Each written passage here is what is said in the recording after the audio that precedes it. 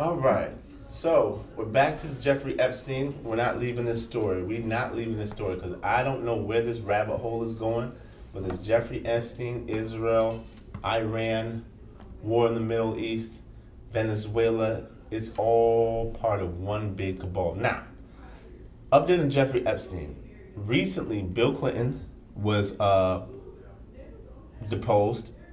He had a congressional deposition where he had to go in, and it's a big deal because there's never been a former president or any president to ever have to go through a deposition, especially of this sort. Donald Trump is breaking all norms. Now, there's been a lot of speculations. One, I'm just gonna start here. I've never been a conspiracy theorist in my life, but I'm starting to believe that Jeffrey Epstein is probably still alive out there. I'm starting to believe it. Because when noticing how many people are connected to Jeffrey Epstein,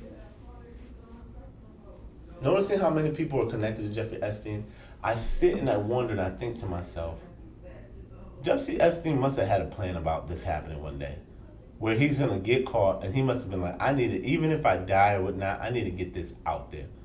Everyone's coming down with me. Because birds of a feather flock together. They're all a bunch of self-serving assholes, sorry for the language, and disgusting human beings. So I said to myself, there's no way Jeffrey Epstein was just gonna take one for the team. Oh, he hung himself. The video went blank. Are we sure that's the same guy? Who's these the most powerful people in the world, the Epstein class, is all connected with this. So I think he's still alive. From what we've read in those Epstein files, I believe it. I'm sorry. Noticing these people now going through life and just seeing how the world really truly works, I do not put it past that they were eating children, taking their blood, and trying to preserve themselves and stay young looking and vibrant. I also think there was rape of underage children that many of these elite people have done. Look at Prince Andrews. He's a prince and he brought a underage girl that Epstein had brought to the Buckingham Palace. That's really what they're so upset. They're like, you brought her here? And then on top of it, Epstein eventually was so close into the royal family and he was brought in by Andrew. So the family's looking at him like, why would you bring this type of character in here? Like, how would you not know what he's into? You bring him to the royal palace. It is potentially the scandal. The monarchy was already sitting on thin ice because people were looking at like, why do we have a king and queen that get benefits and government subsidies? It's 2026. It's a little ridiculous. So anyway, Bill Clinton was called in to do a congressional deposition, and we'll just watch a little bit of this. Did you ever have any communications with Mr. Epstein that related to young women or girls? No, Did you ever witness Mr. Epstein sexually abuse or assault young women or girls? no, Did you ever witness Mr. Epstein receive massages from young women or girls? not that I recall. Did Mr. Epstein ever discuss sexual acts of any kind with you? No, Did you ever have any sexual contact with young women or girls in the presence of Epstein or Maxwell? no, Did you ever have sexual contact with any young woman or girl introduced to you by Epstein or Maxwell? no, Mr. President, with the benefit of hindsight, were there things you witnessed that could have suggested that Epstein was trafficking and sexually abusing young women and girls?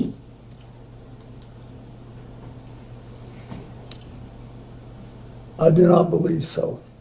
Now, who here other than me doesn't believe a word that comes out of Bill Clinton's mouth? I remember growing up, and I remember when Bill Clinton said, I never had sexual relations with Monica Lewinsky. And then you find out this dude's a whole freak ball. Like, this guy, Bill Clinton, is nasty. Come on, Bill. We don't trust nothing that comes out your mouth. You already lied once under oath. You almost were impeached, but it didn't happen. But we're not believing you this time either. So Bill Clinton was down there. They asked him a bunch of questions. So in the jacuzzi, and I'm like, you're in the jacuzzi with Jeffrey Epstein? Come on, man. Birds of a feather flock together. Then I seen a little interview on the side where they're talking to Donald Trump. And they said, what do you think about him going to be deposed? And Donald Trump was like, what? Donald Trump was like, what? They're deposing him. He's the president, though. And they're like, yeah, it's a new standing. Like it's like everyone in the room knows what's going on in here. And it's like Donald Trump is the only one sitting there going like, what? And it's like everyone knows you're a freaky, nasty, degenerate piece of ish that should not be on this planet Earth, Donald. I'm sorry to say that, allegedly. But we even heard that there are bodies, but we've heard there are bodies buried in Mar-a-Lago, the golf course. There's bodies, missing people. I believe it. I'm sorry. I don't put nothing past these people. And like, if you read about the stories of when people have absolute power, it absolutely corrupts. If you read about stories on a plantation, they would like Europeans, white people have been eating black people back when that's where the word picnic came from. They would pick a nick and they would hang them, and they have like make skin out of leather. Europeans, they're different. So anyway,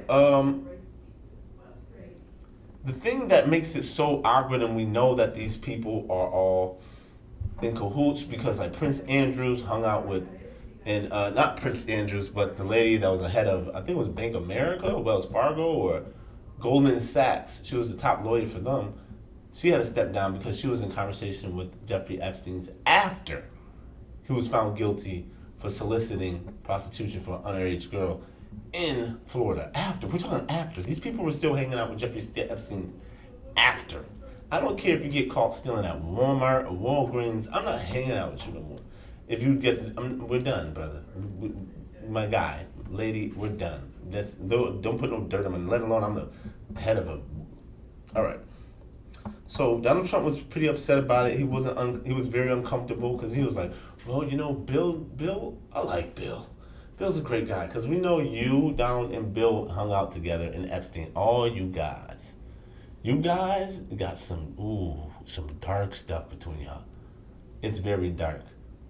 Guys, this Epstein thing, like I said, Israel. This is Israel's war, and they're using dirt that Epstein got on Donald to make him push for this war in Iran.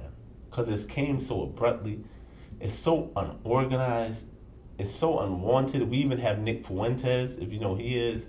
We got to do something on him real soon. He's telling his groypers to go vote Democrat this election cycle. So and he was hardcore MAGA. But guess what? MAGA is nothing but a clout-chasing Instagram profile at this point. That when they found out that Nick Fuentes' far-right speech was getting so many clicks, guess what? They all go far-right. So Nick Fuentes sitting there going like, hold on. Y'all taking my stitch, but y'all got bigger platforms. So when they came out with the whole, why is Bad Bunny performing at the Super Bowl? And they were like, Nick Fuentes, come on, what do you think? Nick Fuentes was like, that's my line. Why are y'all? And so Nick Fuentes is like, you know what? I'm done with the MAGA parties. It's nothing but fake people. He's saying about 80% of MAGA is just wave riders, and they're not the original movement or whatever. So he literally said, don't vote this midterms, or if you do vote for Democrats, because he's tired of Republicans. He's done with Trump, which is a problem. Because Nick Fuentes is the future.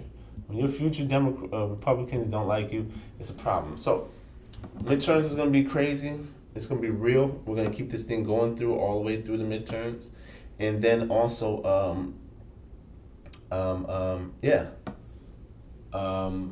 Epstein is getting crazy. Nick Fuentes, I think there's something else I want to say about the Nick Fuentes thing. I think Nick Fuentes, he's just coming to the point where he realized being far right is a bunch of idiots are over there, and your politics are a lot better, and you're gonna last long in this medium space. It's if you're just a good, decent person. Like all this immigration stuff, kick them out. Be a decent person, and also, I used to be a big don't vote guy, but if Kamala Harris was president, this would be a lot better. We can't deny that. We can't deny that. Democrats are way better on a lot of issues than conservatives, Republicans, and so I would suggest voting. I'm back on that train because seeing Donald Trump is like whoa, you know. But anyway, just want to say that real quick. That's an update. Bill Clinton was just deposed. You can watch the whole thing, and the questions they were asking him, I was like, Bill, goodness gracious. And you can't tell us that Monica Lewinsky, if that's just one of them. Like, we don't know what else is out there. What else is you've probably paid people off and told them, hey, don't say nothing. I'll get you a job over here. That's what you guys are doing. That Epstein class, they got nothing. What has Donald Trump done for you Republicans, right? Please explain to me. He gave tax cuts, lowered tax cut rates for the rich. He's taken Medicaid just to fund these wars and whatnot. Medicaid. He's trying to take Social Security. He started a war in Iran. What else? What else has he done? His immigration policy, I guess, if this is what you guys wanted, but I'm hearing a lot of you didn't. But I believe this is what you guys wanted. But he's not even doing that right. He got 2 people in Minneapolis killed. You know? His polling approval ratings is rock bottom. So I can see why Nick Fuentes is off the bandwagon. He's just like, this is, from what he was saying in the beginning, and the war part was huge with Donald Trump's campaign. Donald Trump was, we will not start new wars. We're not going to put no boots on the ground. Donald Trump recently said, ladies and gentlemen, it's for you Republicans in the back, because that was like your number one thing. Donald Trump said putting boots on the ground is an option.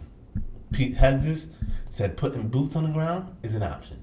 So now if you guys want to go over there to Iran and die for Citgo and BP and all these oil companies, and Miriam Adamson's in because she wants a new beachfront property with 30-story buildings on the side of Gaza and the Mediterranean. If you're going to go over there and die for that, all right? We saw this with the Iraq. Listen, I'll be like Muhammad, lock me up. I'm not going over there killing women and children. I'm not doing that for nobody. I'll lock me up. I'm not doing that. I'll stand on that. Go over there and die for Marian Edison and Bibi Netanyahu. For years now, we've come to this. The guy's a sociopath. You about to go over there and die for a sociopath. You got, my goodness. It's for the red, white, and blue. And it's gonna be the poor kids, the flyover state kids. I know a lot of guys that went to the military.